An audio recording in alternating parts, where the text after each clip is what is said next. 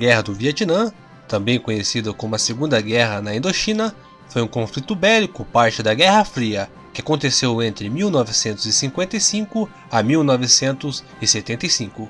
Neste conflito, os americanos, junto com seus aliados, tentariam, por todos os meios possíveis, derrotar o Vietnã do Norte.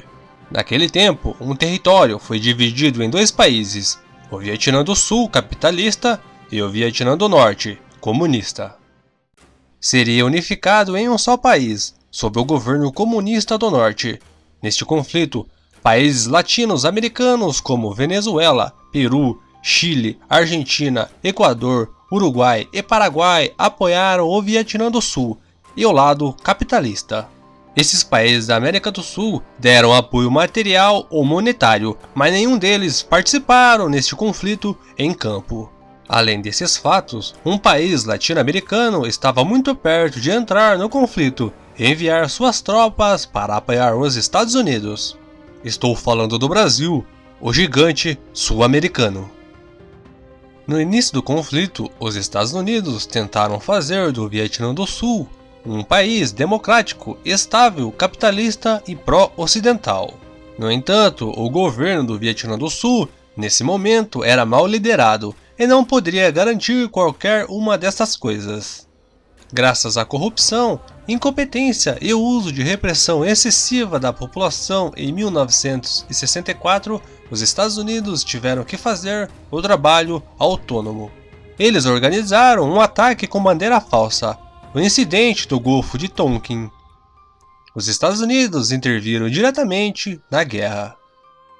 Enquanto isso, no Brasil, diante do pânico que o presidente João Goulart poderia instalar um regime socialista graças à sua proximidade com o Partido Comunista do Brasil e às suas políticas econômicas de tribunal intervencionista e de justiça social, as Forças Armadas do Brasil, com apoiadores dos Estados Unidos, levaram a cabo um golpe de Estado e instalaram uma ditadura no país, iniciando assim uma luta anti-guerrilha a fim de parar qualquer tentativa de revolução socialista no país. Após o golpe de 64, o Brasil se uniu à luta anticomunista mundial na Guerra Civil da Angola, na África. O Brasil forneceu apoio logístico e material à Frente Nacional para a libertação da Angola contra a guerrilha de caráter nacionalista, e também na ocupação da República Dominicana pelos Estados Unidos. Em 1965, o Brasil enviou soldados para apoiar os americanos. E a questão vietnamita brasileira também tomou uma posição a favor da América e anticomunista, fornecendo apoio material ao Vietnã do Sul. A partir de então, o presidente do Brasil, Castelo Branco, foi informar de todas as notícias de guerra através do embaixador norte-americano no Brasil. Em 1965, o presidente americano Lyndon Johnson mandou uma carta ao presidente brasileiro, Castelo Branco, onde foi comunicado as seguintes informações: que o governo brasileiro já providenciou o embarque do café e os medicamentos para o Vietnã através da Cruz Vermelha Brasileira, e tenha certeza que esses itens são muito necessários para o país, tendo em vista as atuais condições. No entanto, parece que será necessário ajuda adicional, e eu estou muito interessado em conhecer o seu ponto de vista em relação a que tipo de assistência adicional o governo brasileiro poderia fornecer ao governo dos Estados Unidos. Ele ofereceu ao Brasil a soma de 150 milhões de dólares se o país apresentasse suas tropas no Vietnã.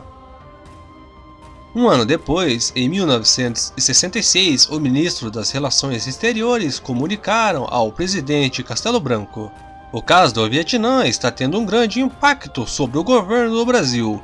O embaixador americano Gordon, na sua última conferência comigo, transmitiu o pedido do presidente Johnson que o nosso país colaborasse com os esforços americanos e sugeriu então para enviarmos enfermeiras, médicos, tropas terrestres, navios e aviões de guerra.